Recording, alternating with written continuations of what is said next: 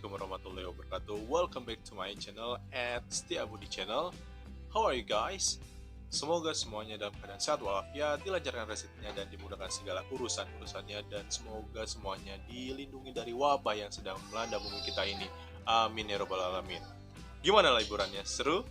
Selamat datang kembali di dunia pembelajaran. Dalam video kali ini saya akan membahas mengenai expressing obligation. Sebelum mulai videonya, saya ingetin lagi nih ke kalian, ayo like, share, subscribe video ini sehingga kalian nggak ketinggalan ketika saya upload video-video baru berikutnya. Take your book and please attention. Yang pertama, apa sih definisi dari expressing obligation? Expressing obligation adalah pengungkapan keharusan dalam bahasa Inggris. Dan dalam bahasa Indonesia tidak jauh dari kalimat perintah. Expressing obligation itu didukung oleh modal verbs and phrases yang mana digunakan untuk pengungkap kewajiban dan keharusan. Modal verbs and phrases apa aja sih yang digunakan dalam expressing obligation? Yang pertama adalah must, have to, need to, dan phrasesnya atau frasanya adalah it is necessary that and it is obligatory that. Ya, kita bahas satu persatu ya. Yang pertama adalah must. Must adalah salah satu modal verb yang digunakan dalam expressing obligation ini yang fungsinya sebagai menyatakan kewajiban. Must pada umumnya dipakai untuk menyatakan kewajiban yang datang dari diri si pembicara. Kewajiban dan keharusan ini tidak datang dari orang lain, yaitu dari si pembicara itu sendiri. Nah, rumus dari must untuk expressing obligation ini adalah subject diikuti oleh modal verbs, yaitu must diikuti oleh verb dalam bentuk pertama. Contohnya, you must leave now. You itu sebagai subjek, must itu sebagai modal verb, dan diikuti oleh leave. Now adalah adverb of time. Bagaimana? Sudah mengerti sampai sini? Oke, yang kedua ada have to. Have to merupakan modal verb yang digunakan di expressing obligation. Jika must adalah kata yang datang dari si pembicara yang harus melakukannya. Nah, jika have to, keharusan yang datang dari luar. Jadi orang yang berbicara kepada kita untuk melakukan sesuatu itu menggunakan have to. Seperti biasa, have to ini memiliki rumus, yaitu subject diikuti oleh have to, diikuti oleh verb dalam bentuk pertama, dan diikuti oleh objek atau adverb of time or adverb of place.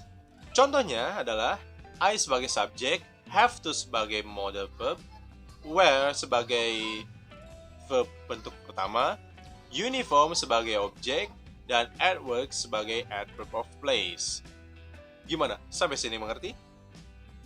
Have to juga bisa digunakan sebagai kata kerja dalam bentuk future atau past. Dalam bentuk future atau masa depan, rumusnya adalah subject diikuti oleh will have to, diikuti oleh verb dalam bentuk pertama. Contohnya, I will have to wake up early tomorrow.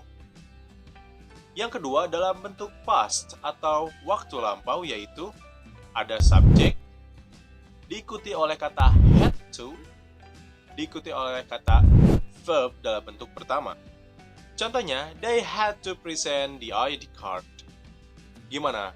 Mengerti sampai sini? Yang ketiga itu ada kata need to. Need to adalah salah satu modal verb yang digunakan pada expressing obligation yang menyatakan keharusan. Nah, bedanya need to ini digunakan untuk melakukan sesuatu keharusan yang sifatnya penting untuk dilakukan. Nah, need to juga ini ada rumusnya, yaitu subjek diikuti oleh need to, diikuti oleh verb dalam bentuk pertama. Contohnya, I need to clean my room. I dalam bentuk subjek, need to dalam bentuk modal verb, clean dalam bentuk verb model pertama, dan my room itu adalah adverb of place. Oke, mengerti kan? Yang keempat adalah it is necessary that. It is necessary that ini berbeda dengan 3 bentuk sebelumnya.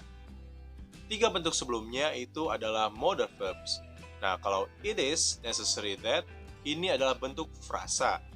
It is necessary that yang mengungkapkan keharusan, sama seperti 3 kata sebelumnya.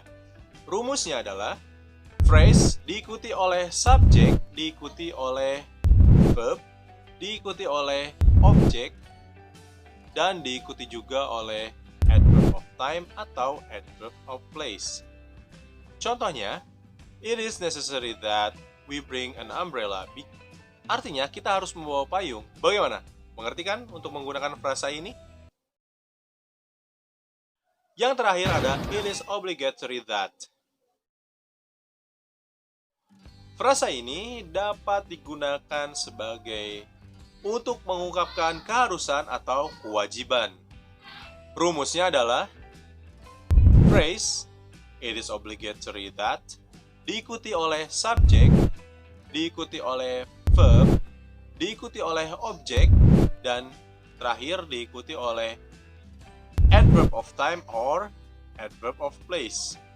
Contohnya adalah it is obligatory that we stop at the red lights. It is obligatory adalah frasa diikuti oleh we, yaitu subjek, diikuti oleh stop, yaitu verb dalam bentuk pertama, and red lights adalah objek. Artinya, kita wajib berhenti di lampu merah. Oke, apakah kalian mengerti sampai sini? Ya, nanti saya buatkan video untuk kalimat negatif yang mengekspresikan keharusan atau expressing obligation. Jika ada pertanyaan, tolong komentar di bawah ya. Sebelum berpisah, saya ingetin lagi nih ke kalian, bagi kalian yang baru gabung ke channel ini, ayo like, share, subscribe channel ini, supaya kalian gak ketinggalan video-video yang baru yang saya upload berikutnya. Saya Azan, sampai jumpa di video-video berikutnya. Cheerio!